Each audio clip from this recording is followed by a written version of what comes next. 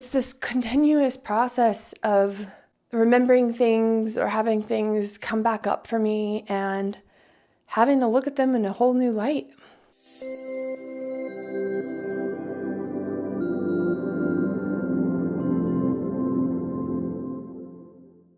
Hi, I'm Maddie and welcome back to the Anti-Alienation Project. Here I talk about all things related to a certain form of child psychological abuse that I went through for 20 years, starting at the age of 9 and lasting until 2 years ago, when I figured out that I'd been alienated from my dad for 20 years. If you're unfamiliar, parental alienation is a type of child abuse and domestic violence where one parent manipulates their child to reject their other loving parent without true justification. This can lead to years, if not decades, or a lifetime of estrangement, pain, and very destructive effects on the child.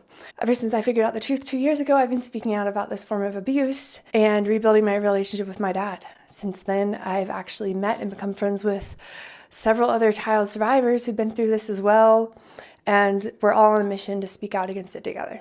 I am able to evaluate my life, certain events, or things that were said, and view it through a whole new lens. This often results in deep feelings of shame or guilt, feelings of anger and confusion. It's really not an easy process. I wouldn't recommend this on anyone, but I want to give you an example of what I'm kind of talking about. A lot of targeted parents message me asking questions about what they should do and if they should reach out with their child. And I don't really like to give advice.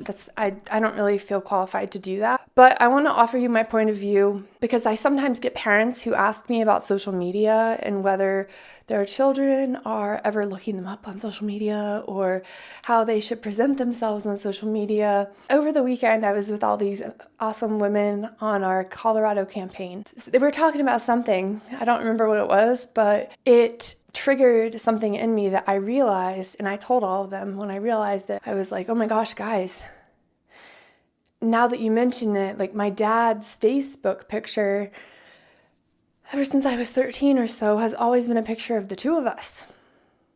And this was a huge moment for me because obviously the whole time I was alienated, I knew that his profile picture was a picture of the two of us. But I truly believed the only reason he had me in his profile picture on Facebook was to manipulate the world into thinking we had a close relationship. That's how trained my thoughts were. My thought patterns were already thought out and put into my head for me. I told them that, I told all my friends that. I was like, wow, do you think maybe he just had me in his profile picture because he loves me? Like, maybe it was that simple. Maybe he just wanted me to be in his profile picture because he loves me. Maybe he wasn't trying to manipulate the whole world to think that we have a good relationship when we don't. Maybe he was trying to hold on to our relationship in some way. And things like that I can look back on now and realize, and it's hard for me, even now, even just 2 years out, it's hard for me to understand how I could have bought all of the lies so easily, hook, line, and sinker, without questioning them. And yet, what would have been my alternative? The alternative would have been that it wasn't true, that my dad does love me, and then what? And then not only has my mom caused the biggest pain in my life for 2 decades, but then I have to put my pride aside and consider that I have treated my dad poorly and rejected him for 2 decades. And that's something really difficult that I think a lot of people struggle with, myself included. You have to be willing to accept that you might have gotten thoughts and beliefs inaccurate. You might have been made to believe things that weren't true, and you might have made decisions out of those beliefs that you wouldn't have made otherwise. And that's the effect of being a weapon. That's the effect of being weaponized by one of your parents. It comes with guilt and shame that is not yours to own in the first place, but you still have those emotions. So I have all these different moments now looking back at things and analyzing my life, and it's layer upon layer. I think a lot of people who go through this end up diagnosed with complex PTSD because there is this feeling of being haunted. There's this feeling of being haunted by memories you have with your alienator, memories that you have with your targeted parent, treating them a certain way, or things you didn't do, things you didn't say. Feelings of being haunted by things that you would have done differently if you had been allowed to live in reality.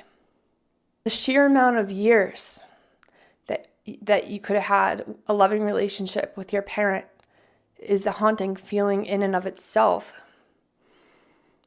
And it feels to me, when I think about it, that no amount of time can make up for the lost time.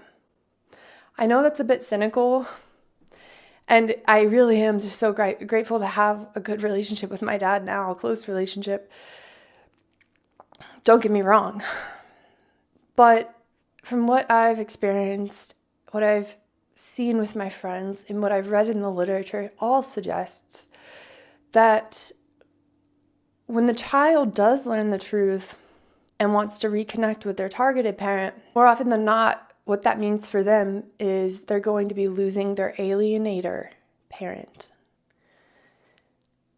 in the process for various different reasons, depending on the case. For example, some of us, upon learning the truth, have been rejected by our alienator parent outright.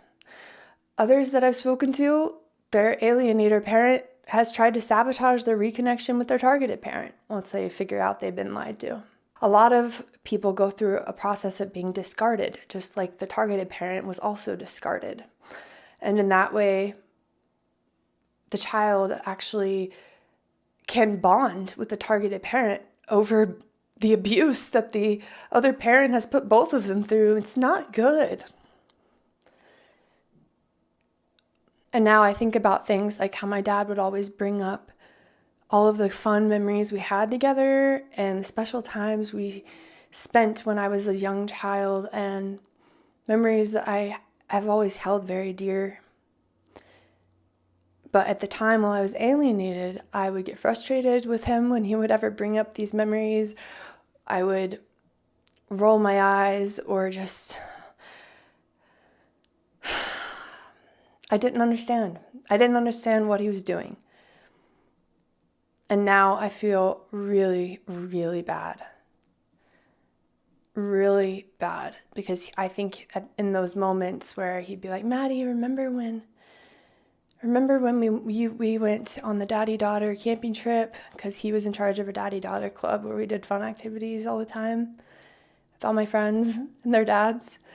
And he's like, remember, you were always the first one to climb to the very top of the rock wall. You were the best climber.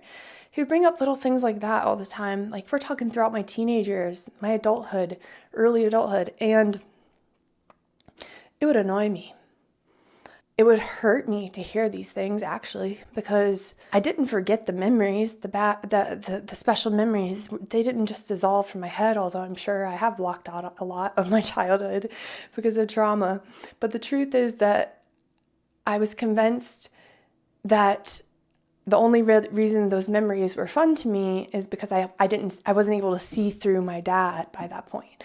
I was young enough where I still put him on a pedestal, and I didn't have enough knowledge or perception or cognitive development to see him for the truly bad person he is.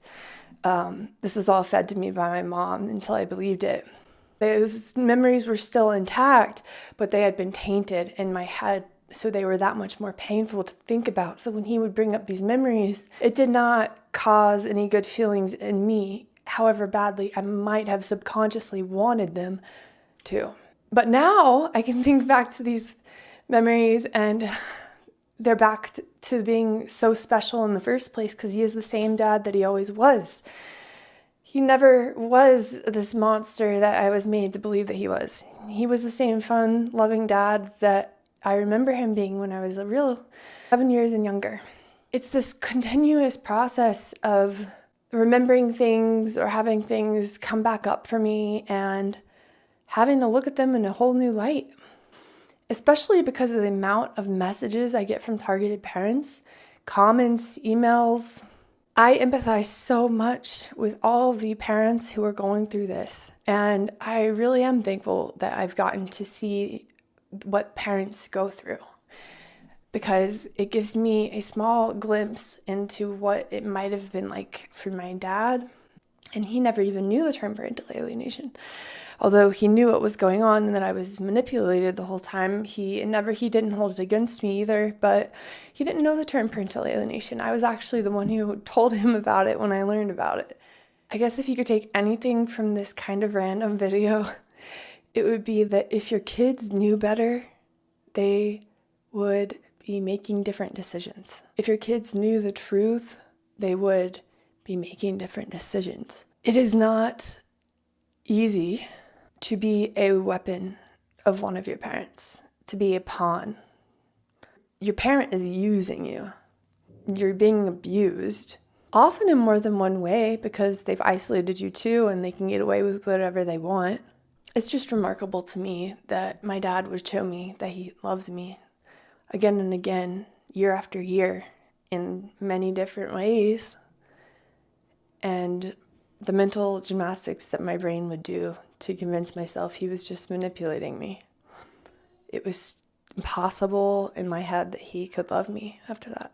Anyway, all of this to say is that your perception of reality definitely is based off your thoughts and beliefs. And that does offer hope, because our perception of our reality can change.